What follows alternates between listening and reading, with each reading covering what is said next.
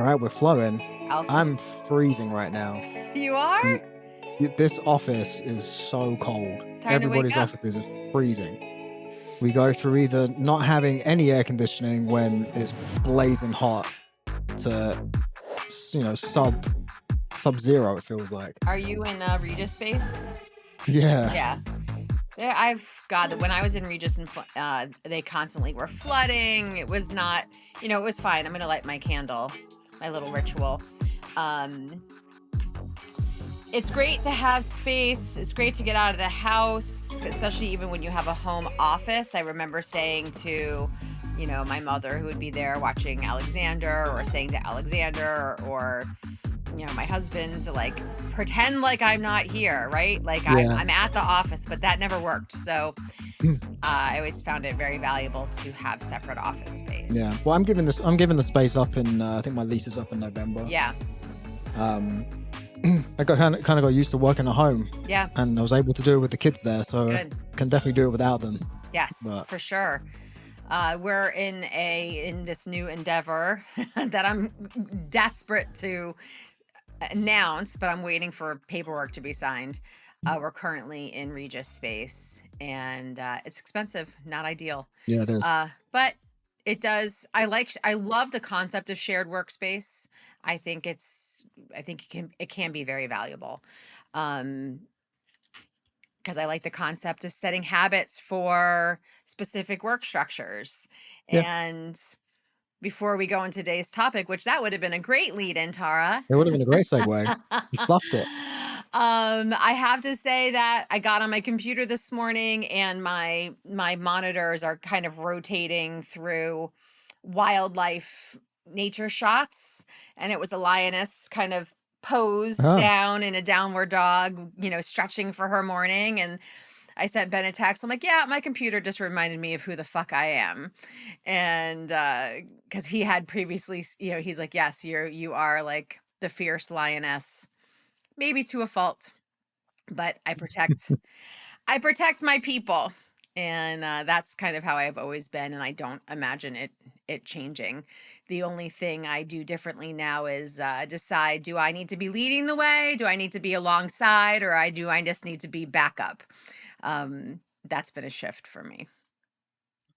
Yeah, well, it's tough being the one leading the way all the time, and it's nice to have someone that can take charge too. Yeah, I think that's important before we... I actually think that's a really good quality in a leader.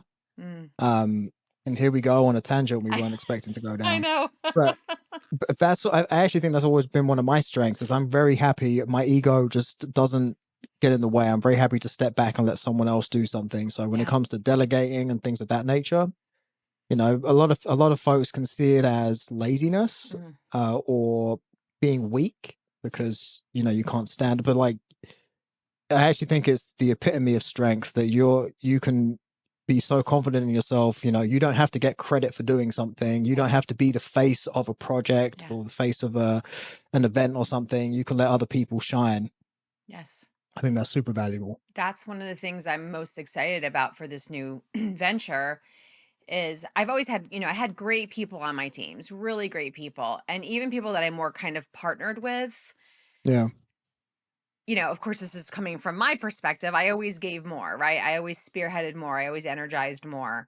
And the draw of being one of the powerful people in the team, on the group, in the organization, like all collaboratively working together in our own wheelhouses, like that's why I never really wanted to start. As much as I love starting something, I've had a challenge because I'm tired of it being all on me. Like I'm really capable of doing amazing things, but together with other like-minded people that are way better than me at things that I don't love doing. Like I'm so excited for that. That's to me like so powerful. And not about like... It's funny you say that, and I haven't actually told you, but I'll tell you offline after this. Yes. Because it's in the early days, but some's come up for me. Ooh. And had that same kind of feeling of just, well, number one, right now what I'm doing is essentially building two things at the same time, and I just feel like I should be only putting my energy into one thing to build, and if I want to do something else, it should be something a bit more stable. Hmm. Um, which is kind of where you've landed too, right? It's like, yes, you're building with Yeah. what you're going to be doing next, but there is a little bit of stability to it too, and it's not all on your There's a shoulders. lot of stability to And it. Yeah. it's interesting. I think about that a lot. Just, what is it? 30-40% of the of adult population or working population are entrepreneurs. It's actually quite high, Oh, but wow. um, Or call themselves entrepreneurs, or are they yeah, well, entrepreneurs? that's the thing. Yes, exactly. But I don't think people really understand what it's like Mm. to bear that weight. And I remember having a conversation at a company I was at a while back, and she was the woman was getting all stressed about something that just seemed so, in my eyes, minor. And I remember thinking, you know, I used to worry about making payroll. I used to worry about, oh shit, we need to drop 15K on payroll on Friday, and there's only 5K in the bank account. What are we gonna do? And like, that's the kind of problem that stresses me out versus something going wrong. Yeah. It's just that kind of perspective it gives you. And I actually think it translates into life too. There are just things that stress ordinary people out, but when you've been in the trenches and as an entrepreneur, it really doesn't get to you in the same way. No, because you are forced, if you're going to be successful as an entrepreneur, normally start off being an entrepreneur because you're really great at problem solving, and that the controlled chaos of challenges is the thing that drives a lot of entrepreneurs. So Yeah, when you get in these high stress situations like paying payroll, it's very easy to go, like, you always figure it out, right? There's yeah. always By the way, you're yeah, never missed a payroll. right. But it doesn't mean that you weren't stressed Yeah, 90% of the time it was coming up, but you figure it out. And that is a confidence and a ability to really navigate life when you know yeah, that you can depend on yourself, because others are depending on you and you're depending on you, that there's really pretty much always a way. The question I think that defines entrepreneurs, or the moment, is where you identify, yes, there's a way. The entrepreneur is the one that does it no matter what it takes, whether it's being humble, whether it's um putting yourself out there in a scary way, sacrificing something else. The true entrepreneur won't let ego get in the way of making it happen, whereas yeah, the non-entrepreneur doesn't want to be humble, right? They don't want people to view them or see them as less than, or they won't drive the Uber, they won't go work at the hourly wage job to take care of their responsibilities. Like that, I think that's where the hustle comes in, and yeah. the Well, not even that. It's they won't let people that work for them shine. And I hate saying Mhm. for, because I'm a Mhm. big believer in management works for the people under them. Mhm. But if you're not able to let people shine Yeah. and you try and do it all, you just become a bottleneck. Yeah. And most of the time, you're not actually talented at the thing you're trying to do. Yeah. And having that self awareness to know what you're good at, what you're not good at, is really, really important. Yes. And that goes to identity too. Like, if your identity is, let's say, the Yeah, business, it's hard for you to not have your name up in the lights, because that's where you're getting your value from. And that, leadership is about helping others succeed yeah, and get success. And we are so far off path, but we can easily get back on path, because what we're talking about is how you show up in this world. And yeah, we you have right now everything that's going in your life are is a result of your habits and the things that you do consistently and what you're taking responsibility for. And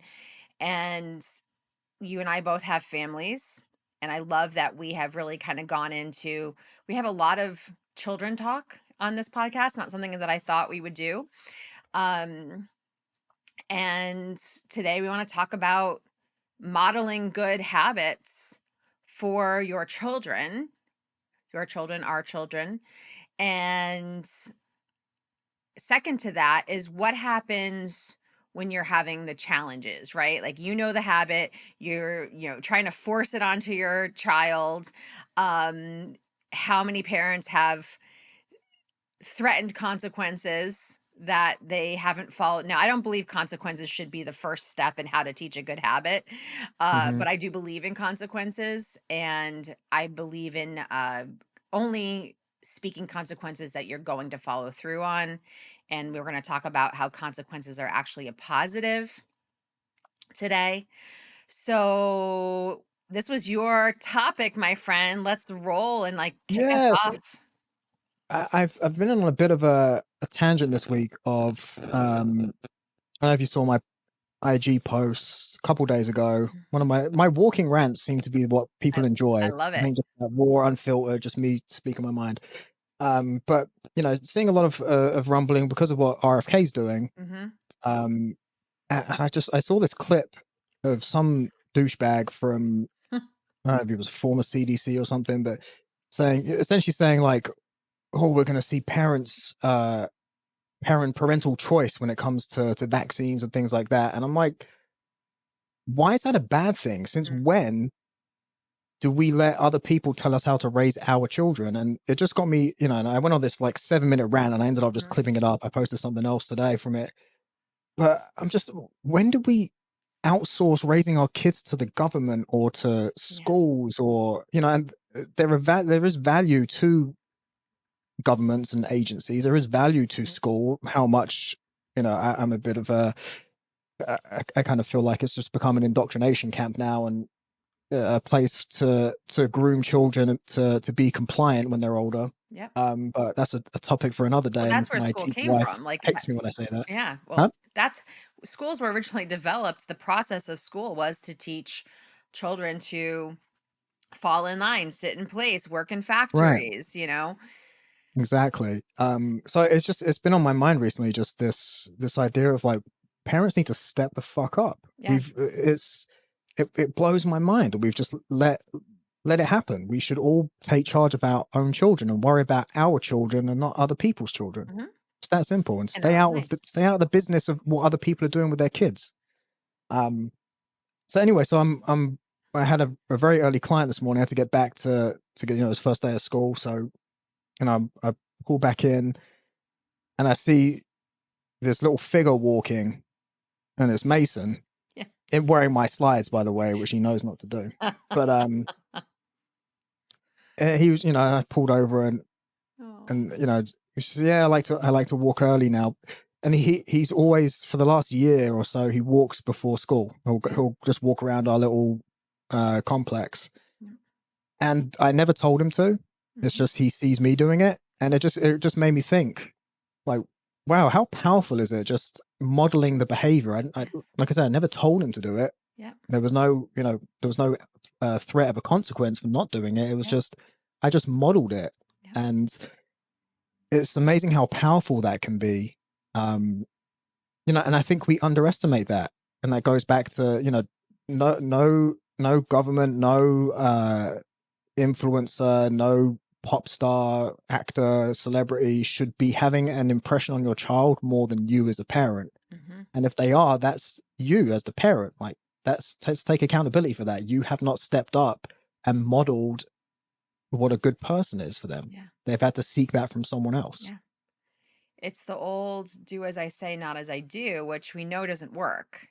Yeah. And I'm gonna tie this into AI for a second. I was getting my nails done yesterday, and there's a older Mhm. woman sitting across from me.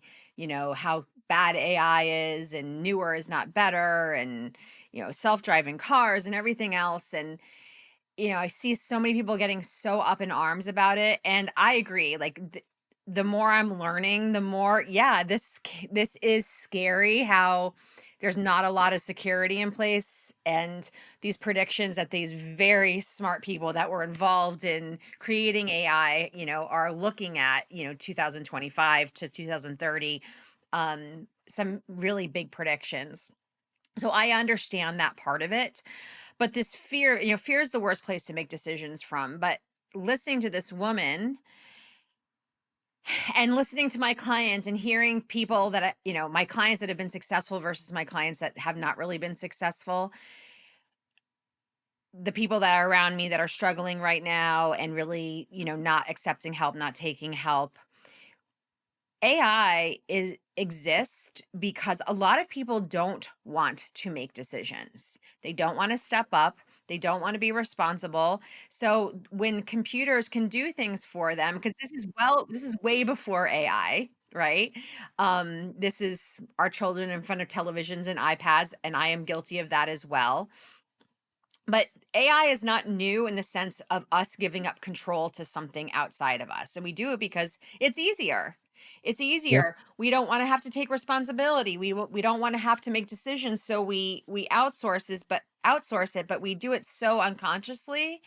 Now when we're faced with something like AI and it's more in our face, it's bringing this awareness of like, whoa, okay, something is smarter than me and it's helping me, but is it actually going to hurt me? And I think that's where, coming down to speaking about our children, is that if you are allowing teachers, other people, the TV, the internet, AI to raise your child, then you're basically willingly giving up any type of parental control or influence that you have. But the scary thing is that a lot of people want that. They might deny it, but Yeah. they're not taking steps to show anything different.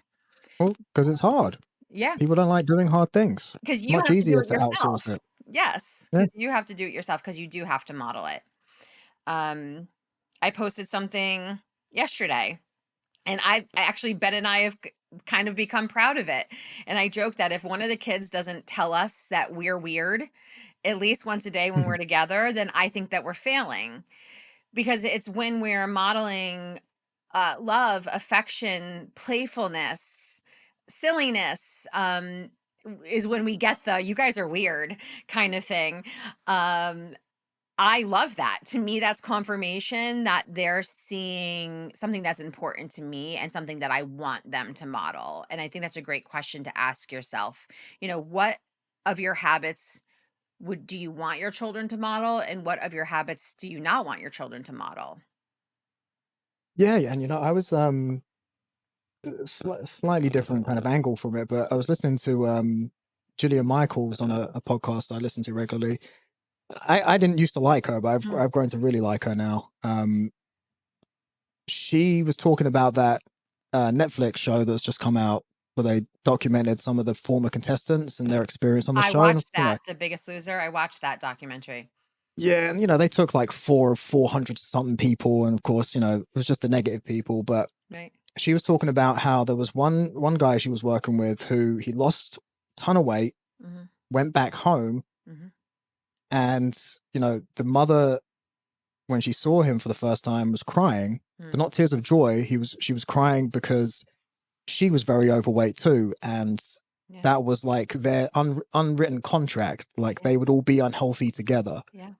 and she essentially, beefed him up again, and he put all the weight back on because, and to him, that food was an attachment to his mother, and Yeah. that was just, that's what she had modeled for him, Yes. and it just goes back to those healthy habits. And I was kind of saying on this long rant I went on, we spend so much time worrying about providing the coolest clothes and the nicest kicks and the flashiest vacations and all of this stuff, the latest Xbox or PlayStation, but that all means nothing. The biggest thing we can give our kids is a legacy of good health and setting them up to be healthy adults, Right. because we have the sickest group or generation of children we've ever had. Yeah. And a lot of that's down to the parents, and the parents not paying attention to what's going on. We've been told, yes, this is healthy, yes, this is fine. And there are still people I talk to, who essentially make fun of questioning fluoride in water or glyphosate on the gluten Mm. because some study said it was okay or whatever. Yeah. Because they've been told, it's like, oh, my doctor said. Right, Yeah. you're one doctor out of how many? There's always the person who graduated last in class, right? Well, Ben and I have had Ben works for Big Pharma, and Ben is a cancer survivor from Big Pharma, and so we will have this debate uh, kind of often. I try to avoid it now. I always say this: that's fine. Of course, your dentist is going to recommend fluoride or whatever. There's other, do your own research. And I always go back to this. Doctors used to pose in cigarette ads. Doctors Yeah. used to tell women that were having trouble laboring, go home and have a whiskey and have a cigarette. Like, and people are like, that's not true. I'm like, yes, it is true. And it's not even that long ago. So Yeah. again, it's w- we children question. And this is a great point to bring up about habits with children.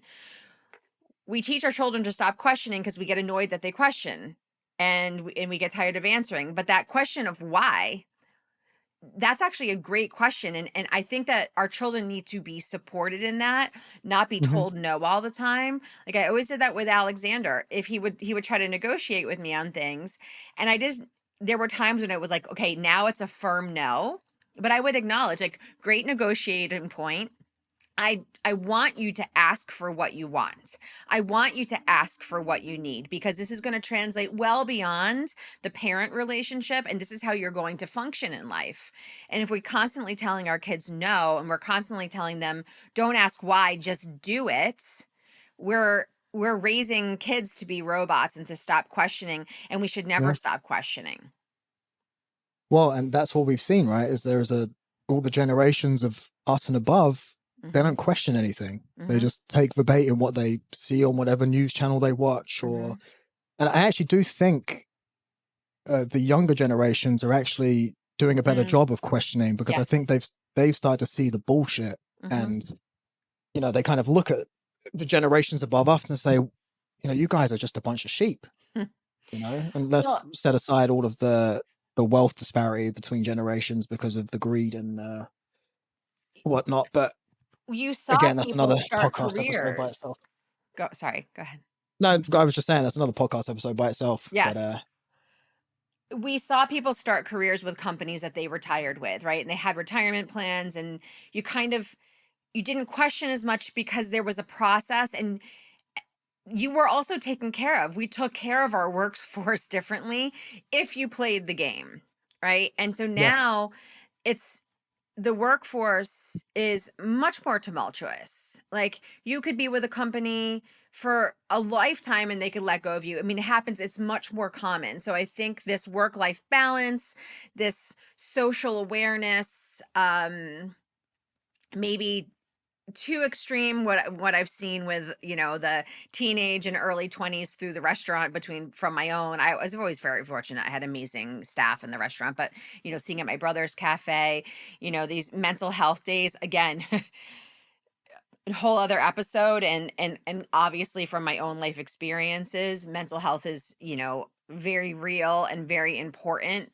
but it's also become a crutch for a lot of people. And like, oh, I need a mental health day. Like, no, you need to fucking get out of bed and get your ass to work, because that's what you committed to doing. So I'm sorry yeah, you have a little headache. I'm sorry your boyfriend upset you last night. You have period cramps. Like, I'm pissing a whole bunch of people off right now, but you get out of bed and you go to work, or you yeah, keep your commitments.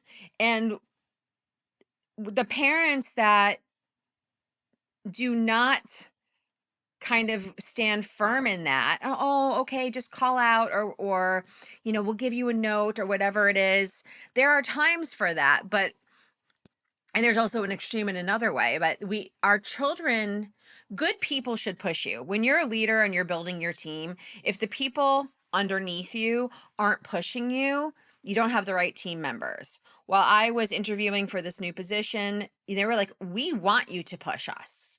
Like, that's the right thing. And so your children should push you, and you should push your children. yeah, That's, to me, a healthy growth. And perfect example that you gave, the mother was overweight, and he was, that was equating to love and all sorts of other things.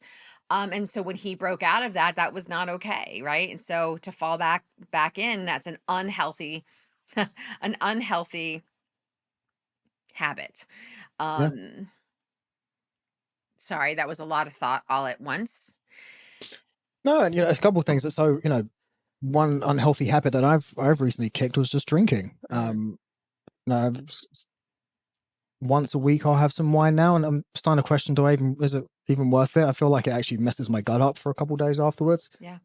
Um, and I kind of realized I'm that's what I'm modeling to my son. Hmm. And did I get that from my dad, who likes to have a drink in the evenings? Mm, It's kind of it's something I've definitely kicked, and I've become more conscious of. But you're talking about the mental health day and everything. I don't know if you saw, have you seen these Jubilee things they do? The channel's Jubilee. Mm-mm. They'll get like 20 people on one side of an argument, and then one person sits at a table, Yeah. and they all take turns to the person in the middle will make a claim, and they all can come in and debate him on that claim. Hmm. And once the majority of people have raised a red flag, they have to switch out who the person is. Okay. um so Patrick Bet-David was on it, who I'm a big supporter of, and he was talking about capitalism versus communism.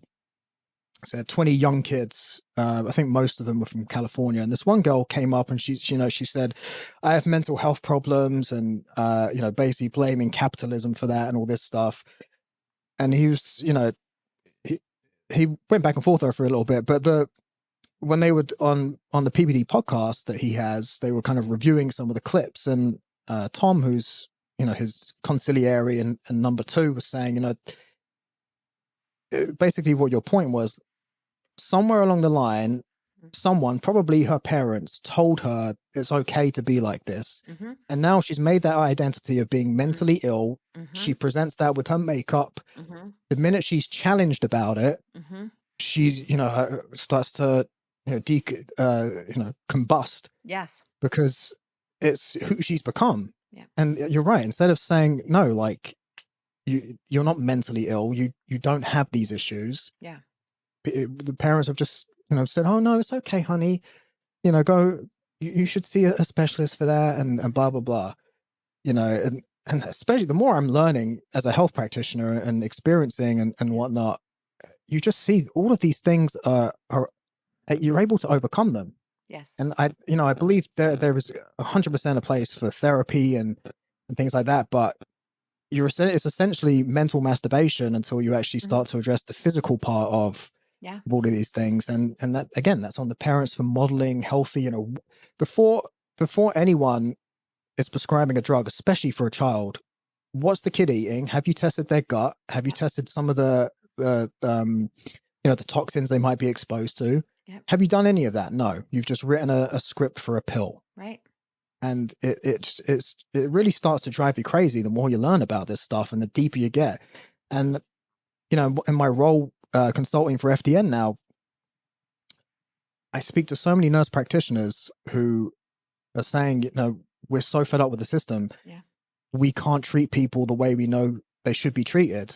There's so it- much suffering. There's so much yeah, needless suffering. yeah. There's And again, it all stems from, I believe, the parent. I'm all about accountability, as you know. yeah. It's We're raising people to, not question, just do as they're told. Yeah. And I can't get over some people's mindsets the minute that anything that they know is questioned. Yeah. And, and I think I may have talked about this before. I think when people attach their identity to the degree they got, Mm-hmm. and if they became a CFA, if they became an attorney or a doctor, that's their identity, right? And there's this whole system that they've been told this is what's correct, this is what's not correct. The minute that that's questioned, it's like their whole being or their whole existence was a lie, Mm-hmm. right? Because, Mm-hmm. oh, I'm so smart, I did this, I've done that. When everything you're doing is actually not correct. It's just what you were told was correct. And people have a really hard time with that. They do, and I think with that and looking at our children is that we've made it that it's not okay to make a mistake. We say it's fine to make mistakes, I don't expect perfection.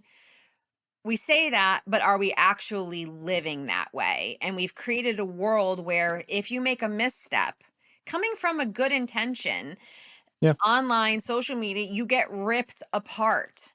So you have to almost double down on something, even when you're like, maybe this information isn't right, because you've been so out there with it that we've created these environments where it's just not safe to change your mind. It's not safe to say, you know what, I felt one way and now I feel another way, because we just destroy people. And we say to our children, listen, we don't need you to be perfect, but yet what happens when they spill a glass of water or a glass of milk or a glass of something that stains, how are we reacting? We tell them it's okay to make a mistake. and then we completely overreact, right? And they're going off of our energy with that. They're Yeah, literally just reflecting that back. And so we have to really look and say, if we're telling them we don't expect perfection, but they come home with a bad test, or they screw up in school, how are we not taking our love away or making them feel rejected? Because you have to keep that safe space in order to help them learn through it. I'm so glad you brought this up because I had this exact conversation with Mason this morning. Okay. Because he was saying, he's starting middle school, he was nervous. I was like, Mhm. "What are you nervous about?" And he was like, "Well, if I screw up or if I do bad on a test," and I've told him this before, but I had to reiterate it. I don't care what grade you get. Mhm. If you tell me hand on heart you tried your best and you still got an F, Mhm. I don't care. I said your mum does, but I don't. I will run. I said I will run cover for you with anybody. Doesn't matter what grade you get. I don't give a shit because a piece of paper and someone telling you how smart you are Yeah. doesn't matter to me. As long as you grow up to be a good person, Mhm. I'll be the proudest dad there is. Yep. And I hate this phrase uneducated and hear it a lot when people talk about politics. And I have friends across the whole spectrum of politics. I love to listen to everybody. Mhm. And it really pisses me off when it always seems to be one side calling the other side uneducated. And I'm always like, actually, I find them to be smarter than you. Just because you got a fancy degree doesn't mean shit. Like, you can't think outside of the box. You Right. can't think critically. Whereas most people, Mark, let's whether you like them or not, and I have I find them all pretty questionable. Think about all of the people who have really succeeded in this country: Mark Zuckerberg, Steve Jobs, Bill Gates, Mhm. Elon Musk. They all dropped out of college. Are they uneducated? Right. It blows my mind. It's just this and tying it back to habits, we're training kids to think and value themselves because of how well they do in school. Yeah.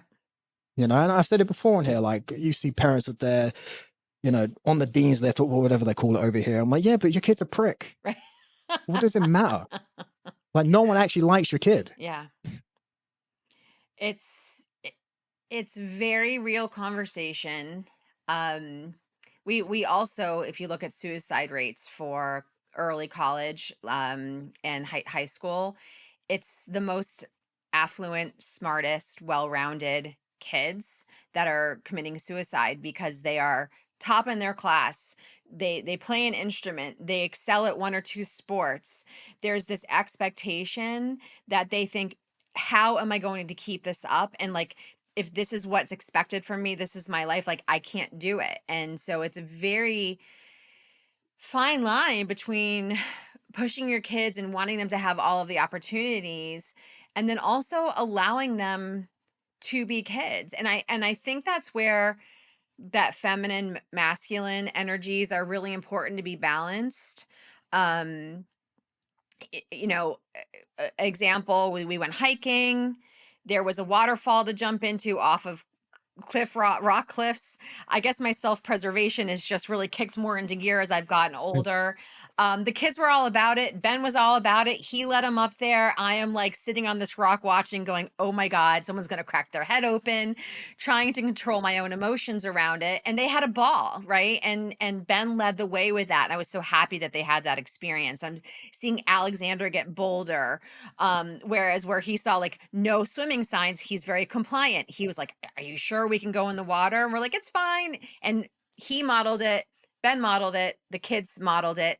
Alexander had a blast. He didn't jump off the high rock. I was totally okay with that. But he went in and he had a ball, something that I wouldn't have done. And then on a flip side of that, I'm always careful about how much I'm speaking. I'm always like, is this okay? Um, Ben's raising 3 kids really as a single dad, right? They have a mom, but she's got challenges going on, and I'm not their mom, but I'm there as a influence, certainly. And there have been a couple times that you've mentioned where, Ben said to me one night, like, well, she's got to be tough, right? She's 9, for his daughter. And I was like, no, like she needs to be a little girl right now. And so there's this, and he stepped back, right? Like, you know what, you're right.